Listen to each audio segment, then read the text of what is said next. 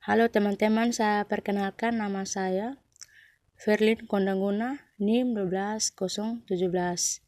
Kami dari kelompok 3 akan mempresentasikan materi tentang multikulturalitas, heteroskedastisitas, dan autokorelasi. Dan saya akan mempresentasikan slide pertama dan beberapa slide selanjutnya materi multikulturalitas.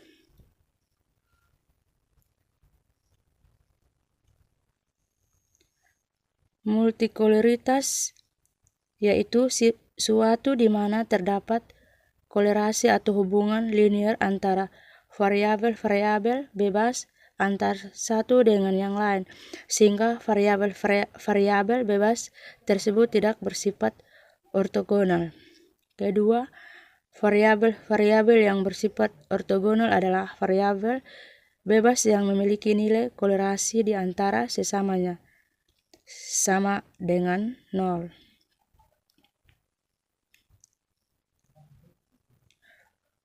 Hubungan linear sempurna antar PU bebas.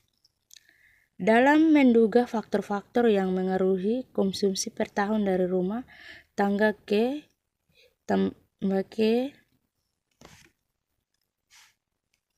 atau Upselling dengan model regresi berganda seperti persamaan untuk dalam seperti di bawah ini. Selanjutnya dikaji di antaranya faktor-faktor berikut. X2 bagi pendapatan rata-rata per tahun dari rumah tangga K. X3 bagi pendapatan rata-rata per bulan dari rumah tangga K. Selanjutnya,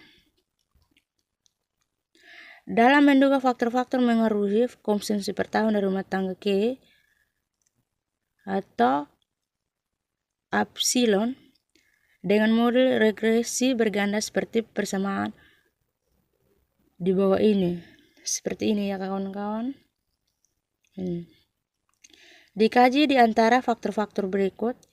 X2 bagi pendapatan rata-rata per tahun dari rumah tangga K.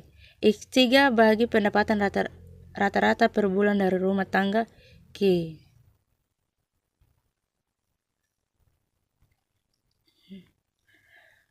Rumus simpangan baku parameternya dengan model 2 PU bebas X2 dan X3 bagi dengan dalam persamaan kedua penyebut atau denominator dalam rumus ragam koefisien regresi varian beta 2 dan varian beta 3 mencakup komponen 1 gamma 2. Contoh atau gamma sama dengan 0, maka ragam koefisiennya sama dengan ragam koefisien untuk model regresi linear sederhana, yaitu seperti ini yang teman-teman. Ini di bawah. Selanjutnya, jika gamma sangat tinggi atau mendekati 1 dalam nilai mutlak, maka terjadi multikulturalitas dan menghasilkan dugaan varian beta 2 dan varian beta 3 sangat besar. Halo teman-teman, perkenalkan nama saya Nadia Nijasoga, NIM 1218027. Saya akan menyampaikan cara mendeteksi adanya kolinearitas ganda. Cara mendeteksi multikolinearitas ketika dugaan parameter tidak dapat diperoleh dengan metode OLS atau ordinary least square atau analisis regresi. Itu artinya terjadi multikolinearitas sempurna. Jika beberapa koefisien mempunyai simpangan baku yang tinggi, kemudian setelah mengeluarkan satu atau lebih PUB bebas dari model, itu menyebabkan simpangan bakunya rendah.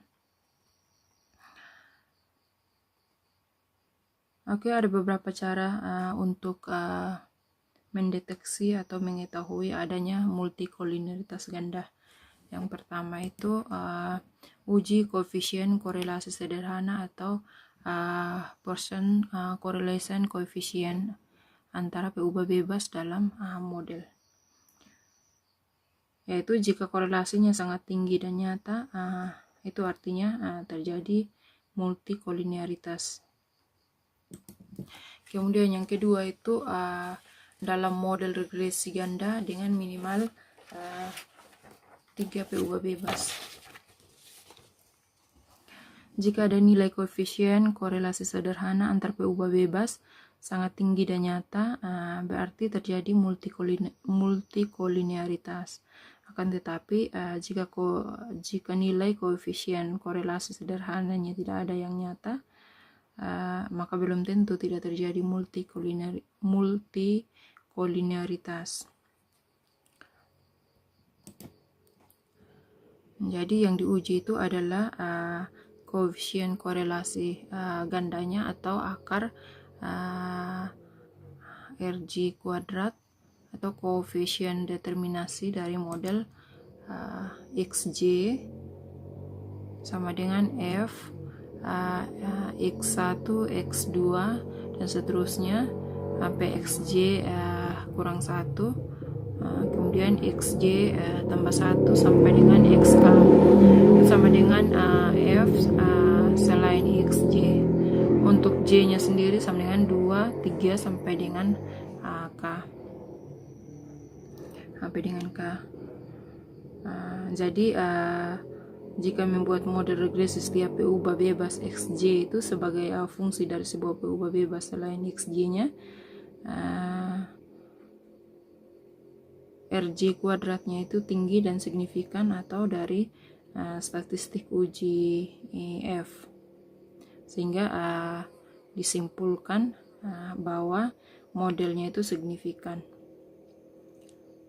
Kemudian artinya ada multikolinearitas. Oleh karena itu, koefisien korelasi sederhana yang tinggi itu merupakan syarat cukup atau sufficient condition, tetapi bukan syarat perlu bagi multikolinearitas.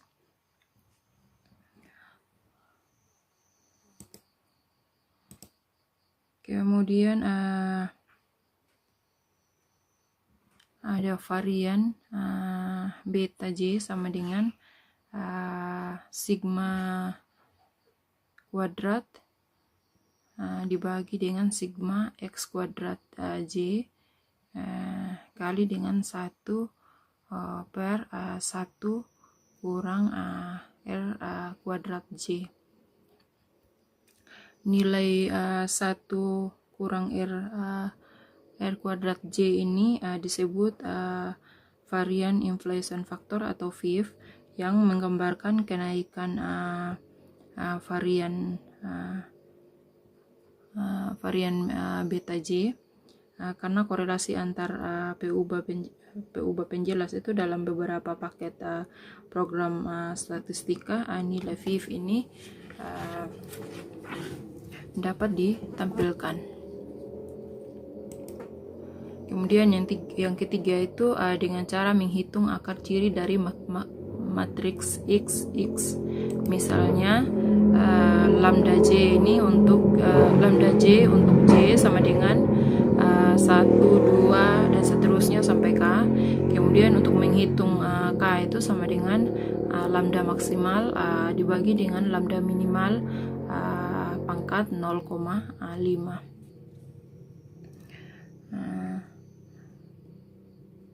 Pangkat 0,5, sehingga aturan praktis yang biasa digunakan adanya signal multikolinearitas itu adalah jika K lebih besar dari 30 atau K lebih kecil dari VIF maksimal pangkat 0,5. sehingga pembahasan mengenai pendeteksian multikolineritas ini harus hati-hati dalam menggunakan suatu cara untuk mendeteksi adanya multikolineritas. Sebaiknya itu harus dilihat dari berbagai aspek yang diuji, karena multikolineritas ini prinsipnya merupakan masalah fenomena sampel jika PU by X nya itu merupakan PU by non-stokastik atau asumsi klasik. Oke, kemudian ada hasil dari variabel, beberapa variabel untuk cara menjalankan regresi auxiliary, yaitu apabila kita memiliki persamaan dengan 3 variabel independen, maka kita harus menjalankan regresi sebanyak 3 kali pula dengan masing-masing analisis menggunakan satu variabel independen sebagai variabel dependennya. Contohnya itu di sini ada hasil regresi dengan menggunakan variabel dependen I, N, dan P. Di sini kita bisa melihat hasilnya, yaitu variabel I itu sebagai variabel dependen, dan variabel N dan P itu sebagai variabel independen. Dari contoh ini kita bisa melihat hasilnya, yaitu variabel I itu nilainya untuk variabel I ini variabel C-nya itu sebesar sama dengan variabel C-nya 6.499,83. Kemudian untuk variabel N-nya itu min 1,534, min 1.534,363. Kemudian untuk variabel P-nya itu sebesar 0,1207. Kemudian untuk nilai statistik atau tes statistiknya ini untuk variabel C itu sebesar 4,50. Kemudian untuk variabel N-nya itu sebesar min 1,04 dibulatkan. Kemudian untuk variabel P itu sebesar 1,29. Kemudian untuk R kuadratnya itu nilainya adalah 0,198. Kemudian kita lakukan lagi untuk variabel berikutnya, yaitu variabel dependen N. Ini variabel dependen N. Sama untuk variabel C-nya itu koefisiennya dia 1,254506. Kemudian untuk variabel I-nya min 8,69. Kemudian untuk variabel P-nya itu 5093. Kemudian untuk statistiknya untuk variabel C itu 0,75. Kemudian untuk I-nya min 1,04. Kemudian untuk P-nya 5,68. Kemudian untuk R kuadratnya itu sebesar 0,823. Kemudian untuk variabel independen P, itu untuk variabel C-nya sebesar min 10.820,10. Kemudian untuk variabel I-nya yaitu 1.597,598 dibulatkan. Kemudian untuk variabel N-nya itu sebesar 13.856,32. Untuk statistiknya untuk variabel C sebesar min 0,416. Kemudian untuk variabel I-nya itu sebesar 1,293. Kemudian untuk variabel N-nya sebesar 5,684. untuk R kuadratnya sebesar 0,835. Kemudian kita mencari, kita harus menggunakan, kita mencari uji multikolineritasnya. Itu caranya yaitu dengan menggunakan uji fifth. Di sini apabila nilai fifth-nya lebih kecil dari 10, maka tidak terjadi masalah multikolineritas. Tetapi apabila nilai fifth-nya itu lebih besar dari 10, dianggap terjadi multikolineritas. Sehingga bila dilihat pada tabel hasil uji multikolineritasnya itu dapat disimpulkan bahwa variabel n ini, variabel n dan p ini terjadi multikolineritas karena lebih dari 10. Sedangkan variabel y-nya tidak terjadi multikolineritas. Saya akan melanjutkan bagaimana cara mengatasi kolineritas ganda atau multikolineritas. Tujuan permodelannya itu hanya untuk peramalan nilai y dan tidak untuk mengkaji hubungan atau pengaruh peubah x1 terhadap y. Sehingga masalah multikolineritasnya itu bukan masalah yang serius.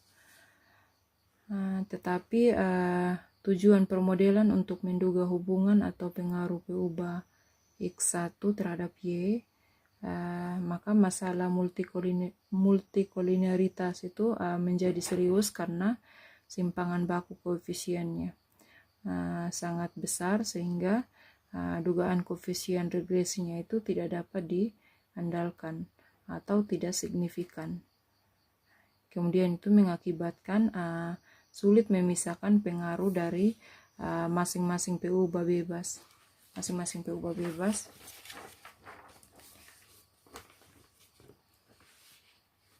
Kemudian ada beberapa cara untuk mengatasi multikolineritas itu. Yang pertama itu yaitu memanfaatkan informasi sebelumnya atau a priori informasi. Yaitu sebagai ilustrasinya itu atau sebagai contohnya, misalnya kita mau mengkaji pengaruh pendapatan atau X2I dan kekayaan itu sebagai yaitu X3I terhadap konsumsi rumah tangga KI atau YI dengan mengembangkan suatu model seperti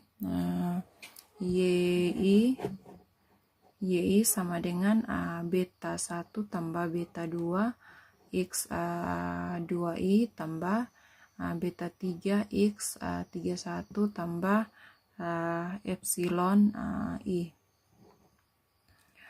yaitu parameternya, parameter koefisiennya itu mempunyai hubungan sebagai berikut, yaitu beta 3 itu sama dengan 0,1 beta 2, sehingga model regresinya itu dapat direduksi atau disederhanakan menjadi YI sama dengan beta 1 tambah beta 2 X21 tambah dalam kurung 0,1 beta 2 tutup kurung, kemudian dikali dengan X3I tambah epsilon I, atau Y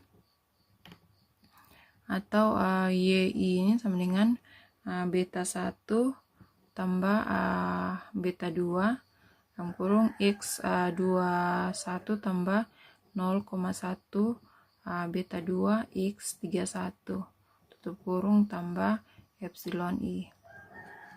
Kemudian YI nya itu sama dengan beta 1 ini ditambah dengan beta 2 X1, kemudian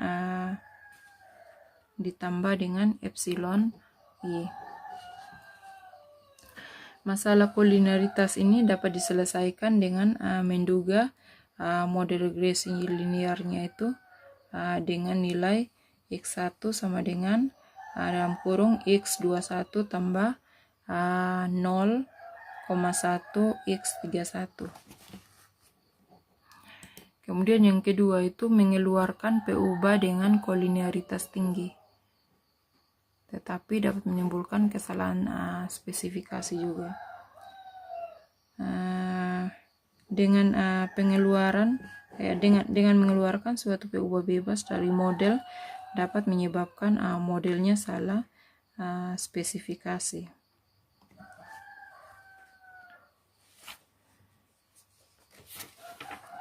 Kemudian yang ketiga yaitu melakukan transformasi terhadap P ubah dalam model dengan bentuk pembedaan pertama, first difference form, untuk data deret waktu.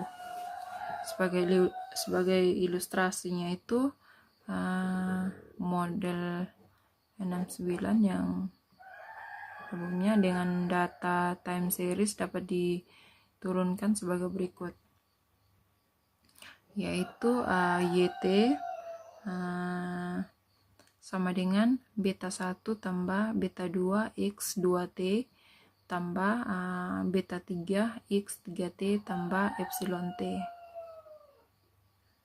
X2T ini merupakan pendapatannya, kemudian X3T ini merupakan kekayaannya. Kemudian YT kurang 1 sama dengan beta 1 tambah beta 2 X2T kurang 1 tambah beta 3 X3T kurang 1 tambah epsilon T kurang 1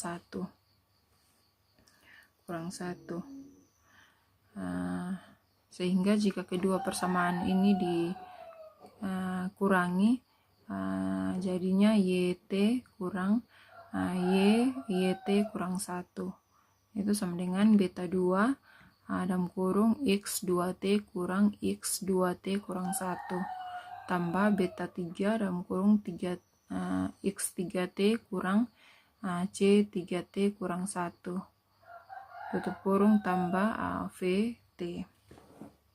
Kemudian yang keempat itu yaitu menggunakan regresi komponen utama atau principal komponen, yaitu semua P ubah bebasnya itu X21 dan X31 ini ditransformasikan ke dalam bentuk P ubah komponen utama, yaitu set 21 dan set 31 yang saling bebas satu sama lain,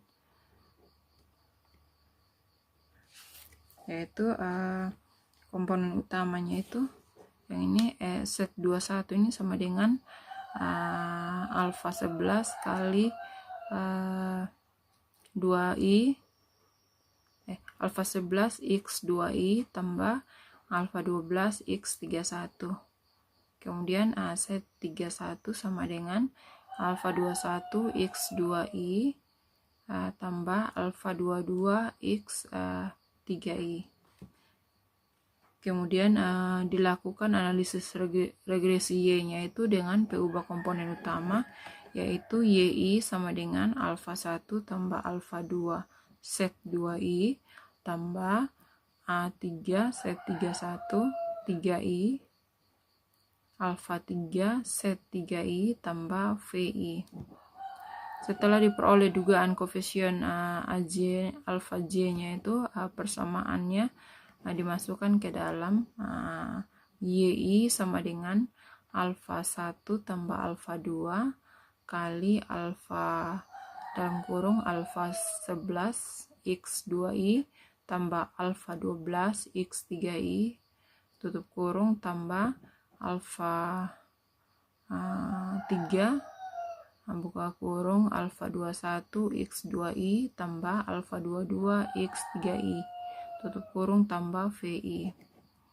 Kemudian YI sama dengan alpha 1 tambah dalam kurung 2 alpha 2 alpha 11 tambah alpha 3 alpha 21 tutup kurung kali dengan x 21 tambah dalam kurung alfa 2, alfa 12 tambah alfa 3, alfa 22 kali dengan X3I tambah VI.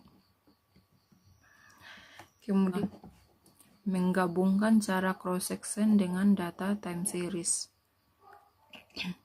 Data cross section ini dapat diperoleh dari suatu survei sosial ekonomi nasional atau Susenas, yaitu jika A3-nya ini merupakan dugaan dari alfa 3,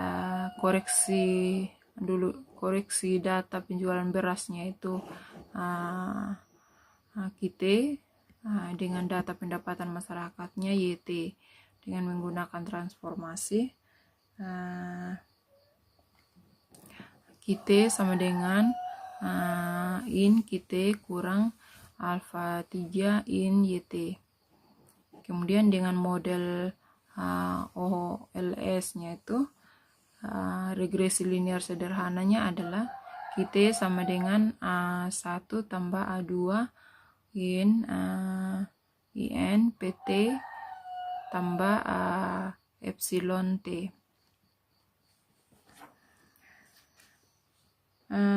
Sehingga diperoleh dengan dugaan alfa 2 nya itu sebagai nilai statistik nilai elastisitas harganya elastisitas harganya. Teknik ini merupakan salah satu teknik analisis data gabungan atau panel data. Kemudian yang keenam itu adalah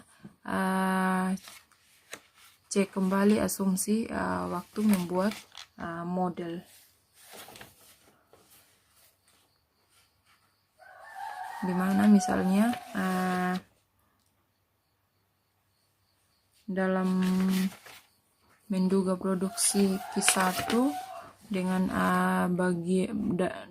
sebagai fungsi modal KI dan tenaga kerjanya itu LI, digunakan model Q1 sama dengan alfa 1 dalam kurung KI tutup kurung pangkat alfa 2 dikali dengan LI pangkat alfa 3. Jika diasumsikan bahwa skala outputnya itu dalam jangka panjang menggambarkan constant return to scale atau CRS-nya itu adalah A2 tambah A3 sama dengan 1.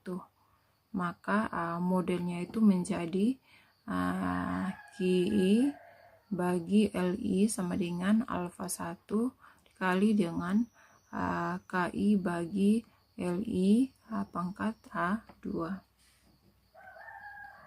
Kemudian itu yang ketujuh adalah penambahan data baru.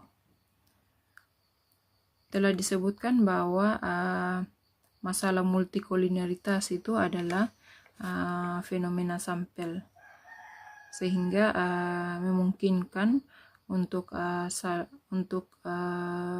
sampel berikutnya itu tidak ada multikolinearitas antar PU bebasnya.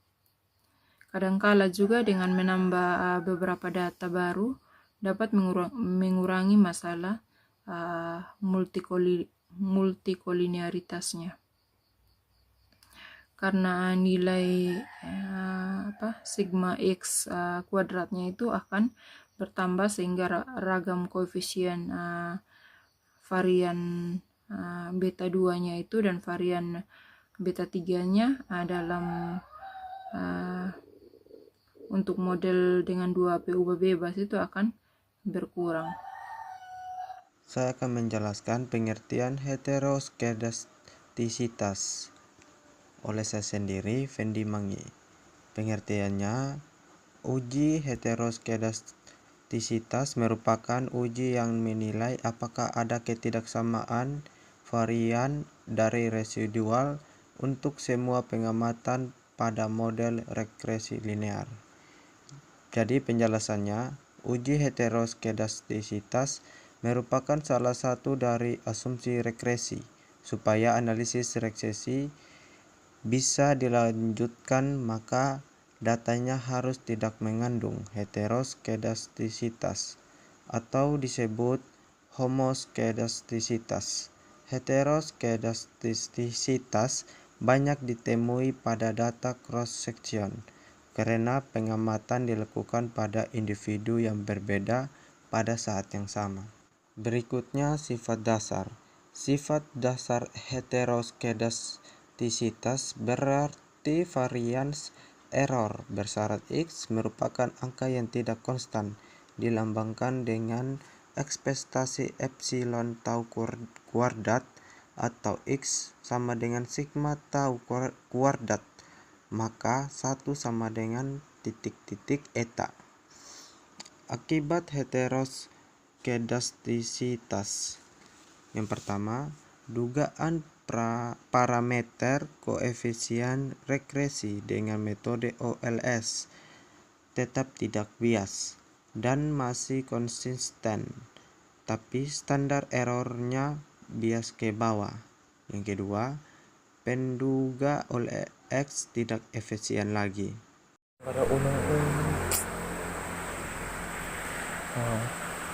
Cara mendeteksi heteroskedastisitas. Heteroskedastisitas ini ada metode grafik. Dalam metode grafik ini plot dibandingkan, yaitu antara error kuadrat dengan variabel tertentu. Jika errornya relatif konstan, maka tidak akan menunjukkan pola ada variasi. Yang kedua itu uji formal. Dan penjelasan uji formal dibagi dalam 3, yaitu uji Goldfeld-Quandt, uji Brent-Spagan, dan uji White. Yang pertama itu uji Goldfeld-Quandt. Langkah-langkahnya yaitu pertama, urutkan data pengamatan berdasarkan nilai P ubah bebas X. Yang kedua, hinakan D pengamatan di tengah. Yang ketiga, dugalah kedua model regresi yang sudah dibagi 2 tersebut. Yang keempat, hitunglah masing-masing kuadrat tengah sisaan dan dari kedua model tersebut. Yang terakhir, yang kelima itu, jika diasumsikan sisaan menyebar normal, maka statistik uji KTS tau KTS akan menyebar menurut sebaran F dengan derajat bebas pembilang dan dalam penyebutannya sama, yaitu N minus D minus 4 dibagi 2. Selanjutnya yang kedua itu uji Brent-Spagan dibagi 4, yaitu ada langkah yang pertama itu dugalah model regresi dengan metode LS dan hitung sisaan E atau epsilon T. Yang kedua itu dugalah ragam sisaan dengan rumus theta pangkat 2 sama dengan sigma E atau epsilon I pangkat 2 bagi N. Yang ketiga, dugalah model regresi sisaan yang dinormalkan. Keempat, jika komponen sisaan menyebar normal dan tidak ada heteroskedastisitas, maka setengah dari jumlah kuadrat regresi akan mendekati sebaran kuadrat dengan derajat bebas 1. Selanjutnya yang ketiga itu uji White. Uji White juga dibagi 3, yaitu yang pertama sebagai pengganti model yaitu E atau epsilon 1 pangkat 2 dibagi dengan theta pangkat 2 sama dengan pi 1 plus pi 2 set I plus pi. White menyarankan menggunakan mode regresi sisaan. Juga ada rumusnya yang pertama itu I epsilon 1 pangkat 2 sama dengan pi 1 plus pi 2 set I plus pi plus pi. Kedua, hitunglah koefisien determinasi sebagai ukuran kebaikan sesuai R pangkat 2. Ketiga, jika komponen sisaan homogen, maka statistik uji White NF pangkat 2 sampai X1 pangkat 2. Dalam penjelasan uji White, ini relatif lebih mudah dibandingkan dengan uji-uji yang lain. Jika nilai penghitungan melebihi nilai kritis, diputuskan bahwa tidak terdapat heteroskedastisitas. Metode ini bisa digunakan dengan IQ secara berlangsung, dan hasilnya akan saya tampilkan di slide berikut di bawah ini, yaitu contoh cara mendeteksi heteroskedastisitas. Hasil output adalah nilai PU yang ditunjukkan dengan nilai probability C square, yaitu sebesar 0,4521. Oleh karena nilai P lebih besar dari nilai alfa, maka berarti model regresif bersifat homoskedastisitas, atau dengan kata lain itu heteroskedastisitas. Itu cara yang terakhir, itu cara mengatasi heteroskedastisitas, yaitu ada dua.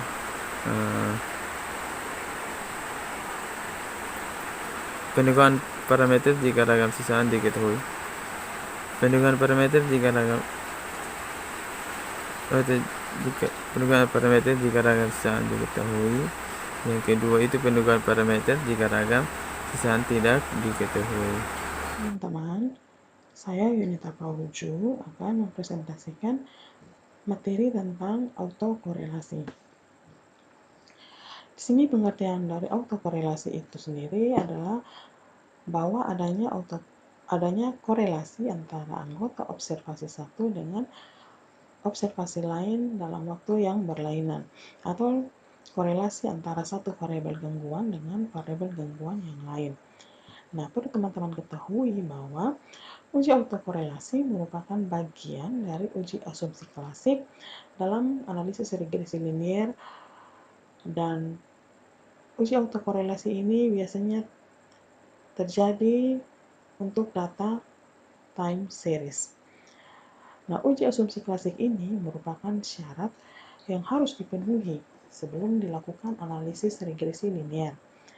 Nah, analisis regresi linier ini bertujuan untuk mengetahui apakah terdapat pengaruh yang signifikan antara variabel independen X terhadap variabel dependen Y. Nah, model regresi yang baik itu apabila tidak terdapat autokorelasi. Nah, adapun masalah autokorelasi ini adalah jika antar sisaan tidak bebas, atau secara matematis itu ditulis epsilon tidak sama dengan 0 untuk I tidak sama dengan J. Nah, OLS di sini mengasumsikan bahwa error merupakan variabel random yang independen, atau dia tidak berkorelasi agar penduga bersifat blue, di mana blue ini merupakan best linear unbiased estimator. Nah, adanya autokorelasi dalam regresi linier ini menyebabkan varian sampel tidak dapat menggambarkan varian dari populasi.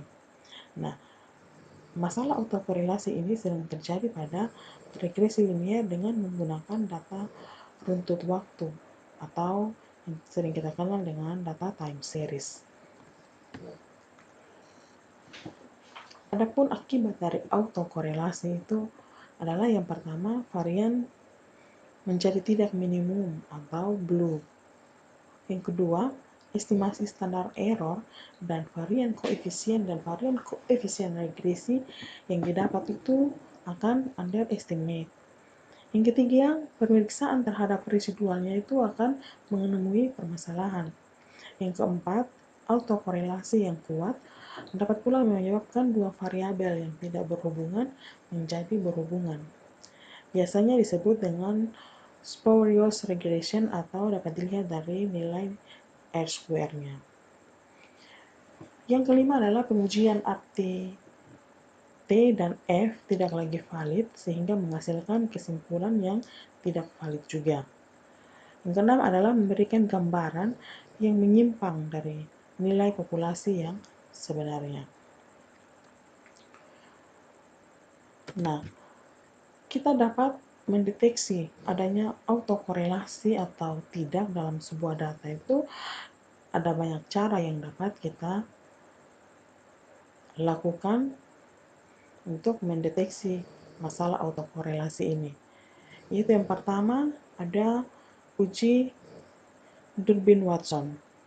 Nah, dalam uji Durbin-Watson atau dikenal dengan uji DW ini, hipotesisnya mengatakan bahwa H0 itu menandakan bahwa tidak adanya autokorelasi. Dan yang kedua, H1 itu menandakan adanya masalah autokorelasi. Dan ini merupakan bentuk dari uji statistiknya.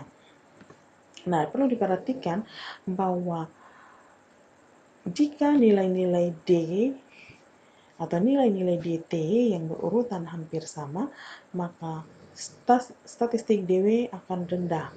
Dan ketika statistik DW rendah, ini menunjukkan bahwa adanya autokorelasi yang positif. Dalam uji DW ini hanya digunakan untuk autokorelasi tingkat 1 dan mensyaratkan adanya konstanta dalam model regresi. Dan di sini tidak ada variabel log di antara variabel independen.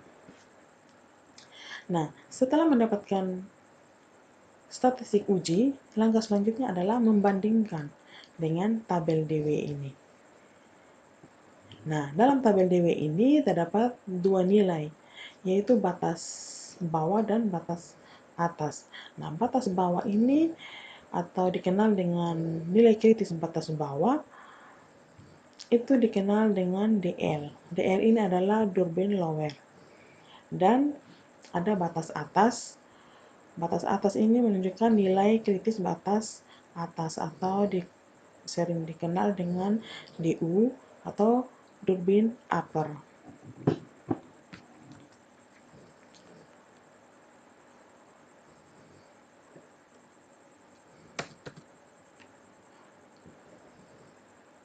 Cara kedua yang untuk kita mendeteksi adanya autokorelasi atau tidak yaitu uji Lagrange multiplier atau LM test. Nah, uji ini dikembangkan oleh Bruce Godfrey. Nah,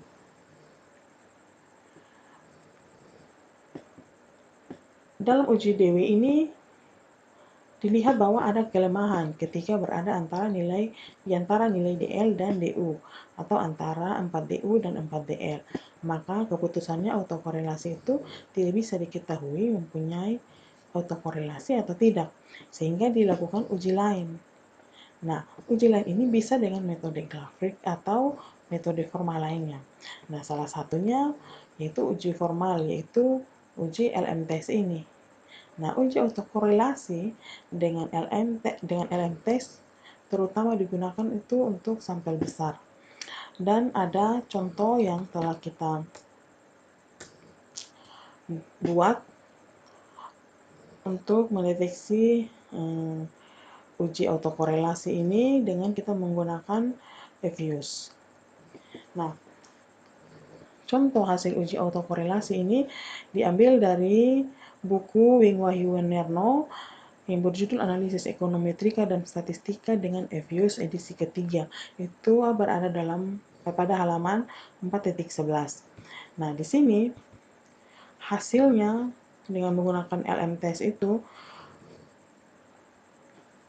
nilai observasi R-square-nya adalah 0,001713 dan nilai probability-nya atau probability chi-square-nya adalah 0,991.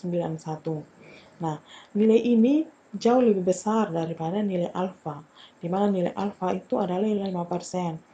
Nah, 5% itu adalah 0,05. Nah, hasil ini mengidentifikasikan bahwa data yang kita uji ini dia tidak mengandung masalah autokorelasi. Karena sebuah data dikatakan tidak ada masalah autokorelasi bila nilai probability-nya itu berada di atas nilai alfa 5%. Dan bila nilai probability-nya berada di bawah atau sama dengan 5%, itu menandakan bahwa adanya masalah autokorelasi. Nah, dalam data kita ini, nilai probability-nya adalah 0,9991. Ini menandakan bahwa nilai ini lebih besar dari nilai alfa yang 0,05. Sehingga data ini dapat dikatakan bahwa tidak mengandung masalah autokorelasi. Uji yang ketiga itu adalah uji run. Nah, uji run ini sebagai bagian dari statistik non-parametrik dapat pula digunakan untuk menguji apakah antar residual terdapat korelasi yang tinggi. Nah, jika antar residual tidak terdapat hubungan korelasi, maka dikatakan bahwa residual adalah acak atau random. Nah, run test ini atau uji run ini digunakan untuk melihat apakah data residual terjadi secara random atau tidak. Nah, prinsip kerja uji run ini sangat sederhana, yaitu dengan melihat tanda residual negatif atau positif tanpa memperhatikan nilainya, sehingga run yang dimaksud di sini adalah sekelompok nilai residual yang mempunyai tanda sama secara berturut-turut. Halo teman-teman, sebelum saya menjelaskan materi, saya memperkenalkan nama dulu. Nama saya Kahitimba, NIM 1218018. Saya akan menjelaskan materi tentang cara mengatasi autokorelasi. Jika struktur autokorelasi diketahui rho, misalnya Y T sama dengan beta 1 tambah beta 2 X 2T tambah beta 3 X 3T tambah titik tambah beta K tambah X KT tambah sigma T. Model yang sama berlaku pada waktu T kurang 1. Model yang Y T kurang 1 sama dengan beta 1 tambah beta 2 X 2T kurang 1 tambah beta 3 X 3T kurang 1 tambah beta K tambah beta K X K T kurang 1 tambah sigma T kurang 1.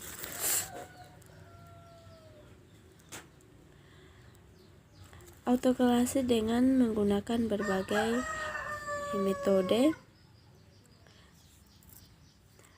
antara lain metode Durbin Watson, Thiel-Nagel atau Shahroni-Orchard. Setelah koefisien korelasi diketahui, maka langkah selanjutnya adalah melakukan transformasi. Kemudian dari hasil tersebut dalam kurung rho T kurang rho I kurang 1 lebih kecil 0,01 atau 0,05 setelah 20 kali. Misalnya pendeteksian ulang. Untuk mendeteksi ulang autokorelasi transformasi yang dilakukan sampai tidak terdapat autokorelasi. Apabila persamaan 8.6 di atas dikurangi dengan rho persamaan 813 sehingga diperoleh transformasi berikut. Y bintang T kurang beta 1 buka kurung 1 kurang rho tambah beta 2 X 2T tambah beta K X KT tambah VT, di mana YT kurang rho YT1 kurang T kurang 1 2X 2T sama dengan X 2T kurang rho X 2T kurang 1. XT sama dengan XKT kurang rho XT kurang 1, VT sama dengan sigma T kurang rho sigma T kurang 1 SI 0,02 V. Selanjutnya, hasil informasi ini menghasilkan dugaan parameter koefisien yang efisien. Tentu saja koefisien intershift dari modal aslinya beta 1 harus dihitung berdasarkan dengan intershift dalam persamaan 8.14 di atas. Pendengar terlebih dahulu menafsirkan koefisien.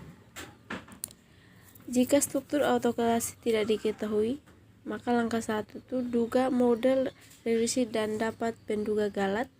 Langkah 2, duga koefisien korelasi serial order 1 dengan metode OLS dari ET kurang rho ET kurang 1 tambah V tambah nu T. Langkah 3, lakukan transformasi untuk PU-ubah yang dipakai. Keempat, dapatkan penduga regresi dan penduga galat untuk ET kurang beta 1 tambah beta 2X 2T tambah beta 2X 3T tambah sigma 1.